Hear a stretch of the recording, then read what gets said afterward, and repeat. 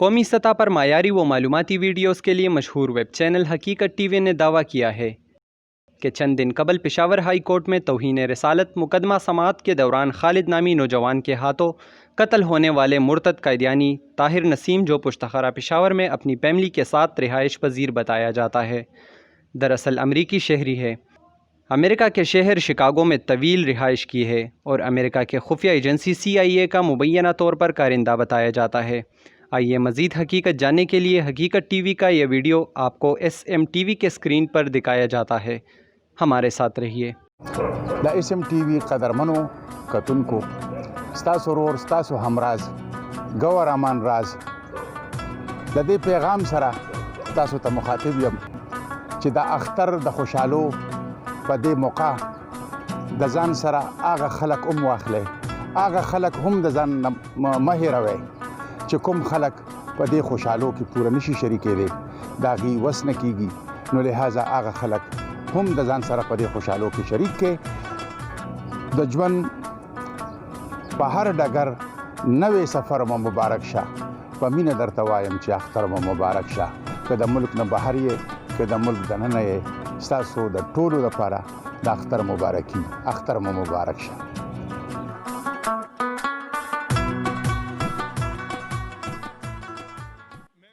बिस्मिल्लाहिर्रहमानिर्रहीम, अस्सलाम वालेकुम। हालिया एक केस सामने आया जिसके अंदर एक मुल्जिम ताहिर अहमद नसीम को पेशावर में जज के सामने फायरिंग करके मार दिया गया और उसके बाद मुल्क के अंदर डिवीजन पैदा हुई। ख़ास तौर पर एक तबका उस लड़के के साथ और एक तबका खड़ा था उस शख्स के साथ जिसने नबूवत का दावा किया और इसके साथ आखिरी मसीह मऊद यानी हज़रत ईसा होने का भी दावा किया।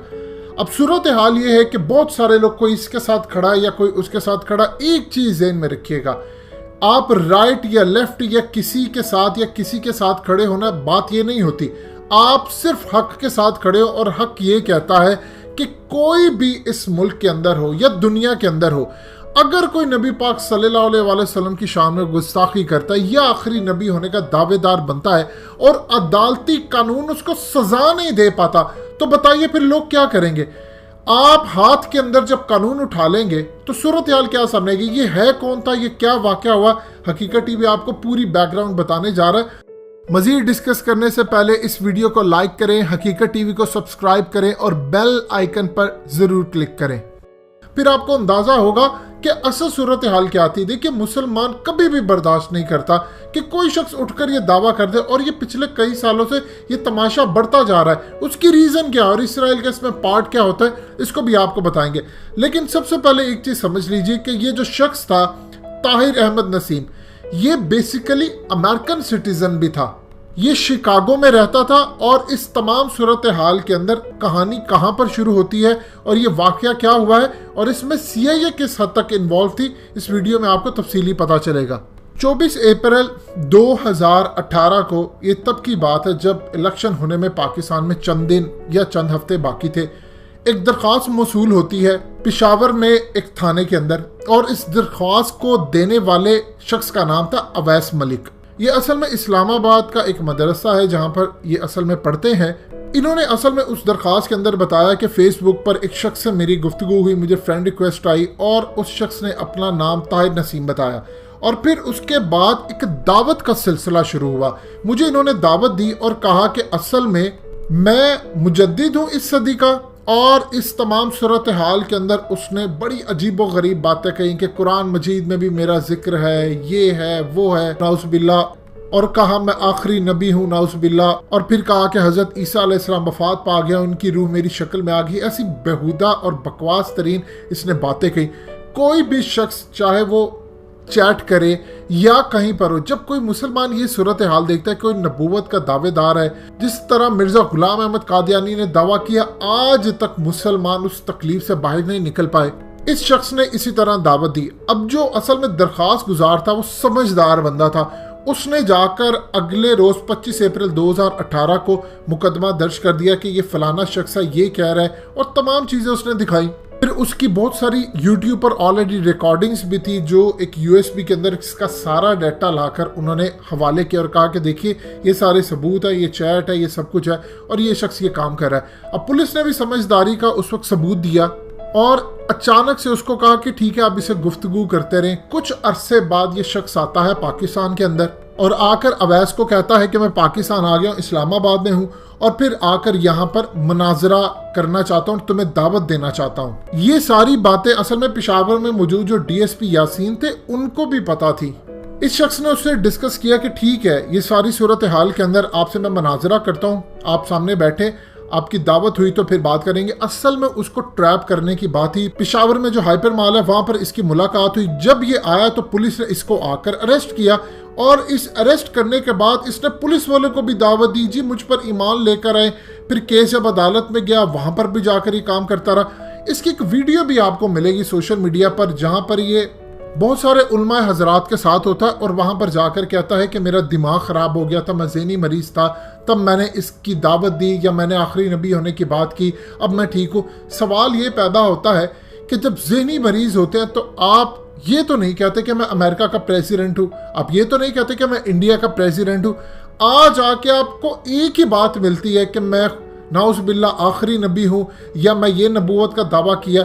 जब मोहम्मद सल्लल्लाहु अलैहि वसल्लम आखिरी नबी रसूल सील लग चुकी है ख़त्म नबूवत की, उसके बाद फिर कोई दावा करना, ये चीज़ें करनी कुछ समझ में नहीं आता। अब इस सूरत हाल के अंदर मामला ये हुआ कि जैसे ही अमेरिका को पता चल गया उस वक्त अमेरिकन एम्बेसी ने राब्ता किया, ख़ास तौर पे इस शख्स से जिसका नाम अवैस मलिक था। अब अवैस मलिक को कभी अमेरिकन एम्बेसी से कॉल आती है, कभी सीआईए की तरफ से कॉल आती है, लेकिन उसको पता नहीं चलता। बहुत सारी कॉल्स आती हैं, कभी उसको फिनलैंड से, ऑस्ट्रेलिया से उसको कहा जा रहा है कि आप इस केस से विड्रॉ हों, आपको पैसा दिया जाएगा, नेशनैलिटी दी जाएगी, ये दिया जाएगा, वो दिया जाएगा, हर तरह का उसको लालच दिया जाता रहा।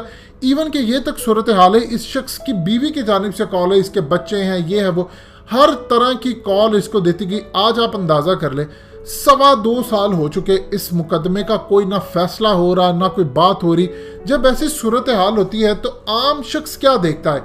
अब ये सूरत हाल जब अदालत के अंदर पेश जाती है, होना तो ये चाहिए केस इतना सीधा साधा होता है। अगर एक शख्स जाकर जजों को या जाकर वो पुलिस वालों को भी दावत दे रहा है तो उसके बाद तो आपको हार्डली 1 हफ्ते के अंदर इस केस का फैसला कर देना चाहिए, सजाए मौत देकर इसको काम खत्म करना चाहिए।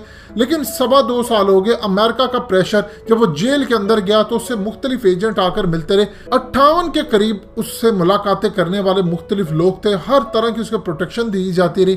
और उसके बाद सूरत हाल ये पैदा होती है कि फिर जिस लड़के ने उसको मारा, कभी उसका नाम कुछ बताया जाता है, कभी खालिद बताया जाता है, कभी कुछ केस का अफगानिस्तान से ताल्लुक था और उसका कभी डिफरेंट नाम बताया जाता है। ये अलग बहस है। सवाल ये पैदा होता है कि जब आप किसी भी मुल्क के अंदर जाकर नबी पाक सल्लल्लाहु अलैहि वसल्लम की तौहीन करें, जब तौहीन रिसालत का मामला आ जाए, अदालतें सजा ना दें, इमरान खान को देखना चाहिए वो बाल उन पर आएगा, क्योंकि आप 2018 से इक़्तिदार में और आपने वादा किया था कि मैं जब इक़्तिदार में आऊँगा जुडिशल सिस्टम बेहतर करूँगा। इनकी तकरीर बड़ी पड़ी है, अदालत ने इनको कई दफ़ा कहा कि आप आए जुडिशल सिस्टम बेहतर करें, लेकिन कोई मामला नहीं हुआ। फिर उसके बाद क्या होता है? इस मुल्क के अंदर कानून का ये हाल है कि आपको 20-20, 25-25 साल लग जाते हैं, आपको फिर भी इंसाफ नहीं मिलता, नस्लें मर जाती हैं। फिर लोग कानून हाथ में उठाएंगे और आप कहते हैं कि फलाना ने कर दिया।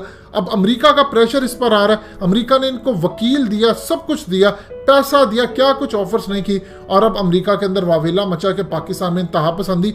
जब आप किसी मुल्क के अंदर कोई भी इंसाफ मुहैया नहीं करेंगे तो लोग फिर हथियार उठाएंगे।